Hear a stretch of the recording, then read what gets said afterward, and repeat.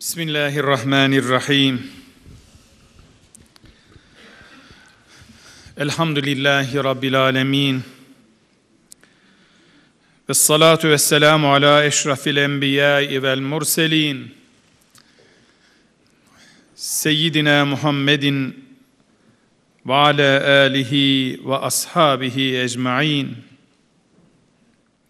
Bu zulümlerin, bu kötülüklerin belki de en dayanılmazı kız çocuklarının diri diri toprağa gömülmesiydi. İnsanlık onun alemlere rahmet olarak gönderilişinden doğacak merhameti bekliyordu. Garipler onu bekliyordu, mazlumlar onu bekliyordu.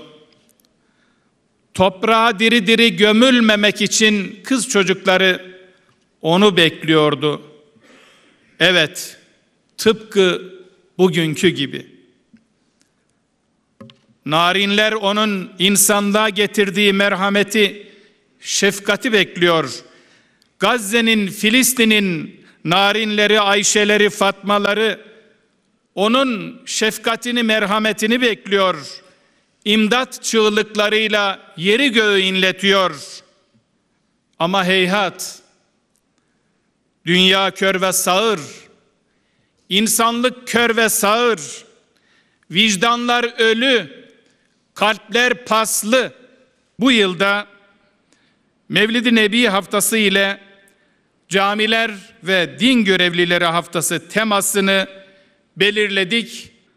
Bugün Peygamberimiz ve şahsiyet inşası konusunu tüm yönleriyle ele almaya her zamankinden daha çok muhtacız. Zira insani değerlerin, ahlaki erdemlerin, insanı insan yapan manevi özelliklerin alabildiğine örselendiği bir zamanı yaşıyoruz. Bencillik, dünyevileşme, umutsuzluk gibi sorunların insanlığı çepeçevre kuşattığı bir çağa şahitlik ediyoruz. Kimlik, kişilik, aidiyet, anlam ve gaye ekseninde yaşanan krizlerin hayatı modern bir cahiliyeye sürüklediğini görüyoruz. Maalesef insanlık bugün huzur, hukuk, güven, umut gibi değerleri tamamen kaybetmek üzeredir.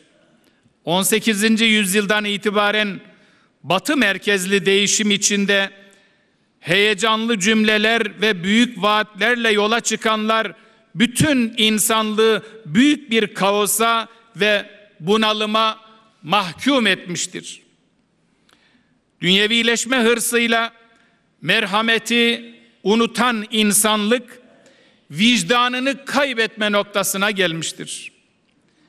Bu süreçte Yaratanı ve onun yeryüzüne teklifini hayatın dışında tutmanın bedeli ise değerler sisteminin çöküşü olmuştur.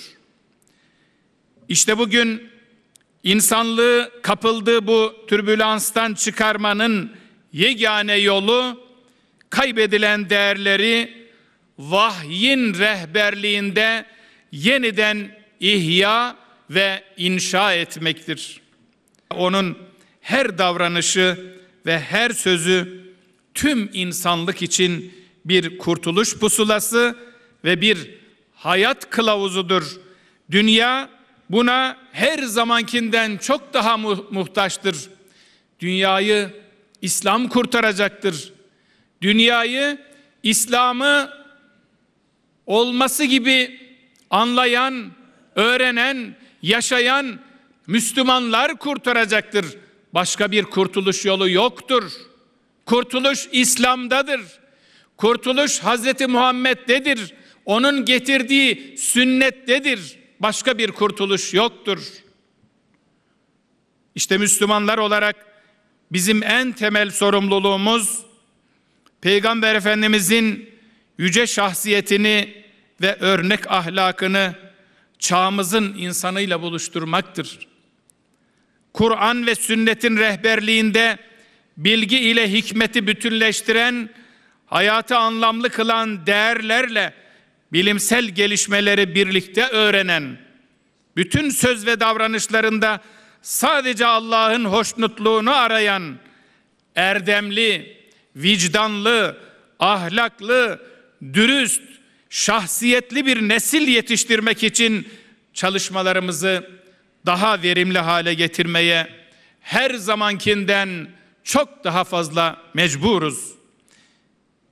İnanıyoruz ki zulüm, şiddet, vahşet sarmalında tarihin en buhranlı dönemine sahne olan dünyanın makus talihini ancak ve ancak İslam'ın hayat veren değerleri ekseninde Peygamber Efendimizin yaşantısını örnek almak suretiyle yetişen böyle bir nesil değiştirecektir.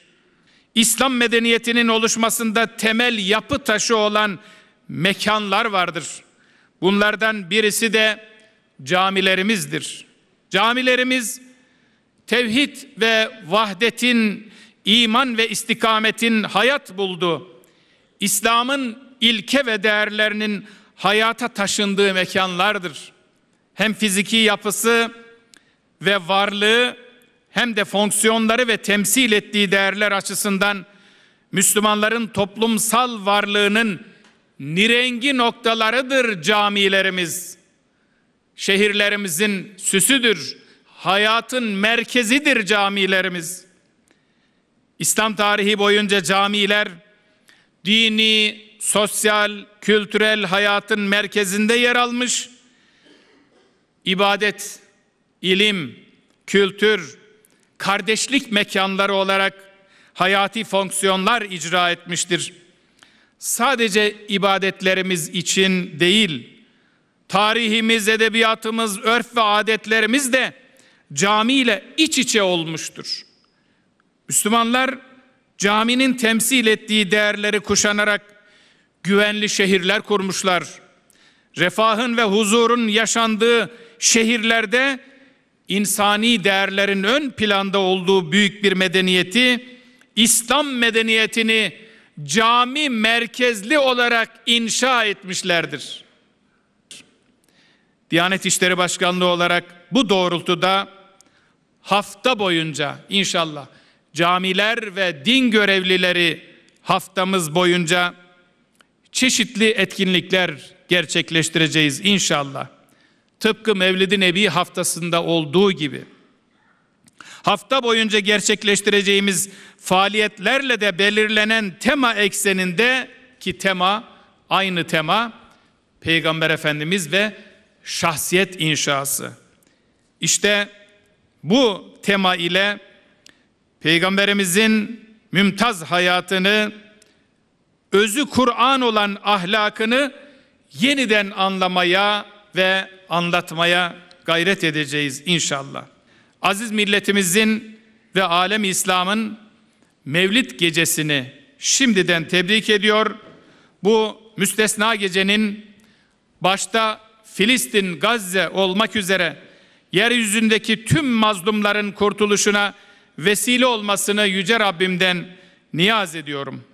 Gerek yurt içinde gerekse yurt dışında Mevlid-i Nebi ve camiler ve din görevlileri haftası süresince gerçekleştirilecek etkinliklerin iman ve istikamet üzere bir hayat yaşama azmimizin güçlenmesine vesile olmasını Yüce Rabbimizden niyaz ediyor. Tekrar hepinizi en kalbi hürmet ve muhabbetlerimle selamlıyorum.